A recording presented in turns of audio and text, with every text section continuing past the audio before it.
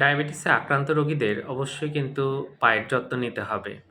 আমরা অনেক সময় দেখি যে ডায়াবেটিসে আক্রান্ত রোগীদের পায়ে আলসার হয়ে গেছে এবং অনেক সময় গ্যাংগ্রিন হয়ে যায়। এত খারাপ অবস্থা হয় যে পায়ের কিছু অংশ অথবা পা কিন্তু কেটে ফেলতে হয়। তো যাই হোক আমরা খুব সতর্ক হব এবং আমরা নতুন জুতো কেনার পর আ বেশ সাবধানে থাকতে হবে। কারণ অনেক সময় পা কিন্তু ছিলে যায় এবং সেখান থেকে কিন্তু একটা ক্ষত তৈরি হতে পারে। সেজন্য জুতা কেনার সময় সাবধান। এছাড়া আমরা যেটা করব সেটা হচ্ছে প্রতিদিন পায়ের দিকে একটু খেয়াল রাখবো যে কোনো ক্ষত সৃষ্টি হচ্ছে কিনা এবং আগেভাগে সেটা ম্যানেজ করতে হবে। আর যেটা করতে হবে যে পায়ে যদি কোনো ক্ষত সৃষ্টি হয় সেটা ড্রেসিং করতে হবে, অ্যান্টিবায়োটিক খেতে হবে। আর সবচেয়ে ইম্পোর্টেন্ট যেটা সেটা হচ্ছে ডায়াবেটিস কন্ট্রোল এ রাখতে হবে। আপনি এটা যদি কন্ট্রোল এ না রাখেন, বাকি যাই করেন না কেন খুব একটা উপকার কিন্তু আপনি পাবেন না। তো যাই হোক ডায়াবেটিক থেকে ফুট আলসার খুবই কমন এবং আমরা যদি সতর্ক না হই, এই ক্ষেত্রে আমাদের কিন্তু পা হারাতে হতে পারে।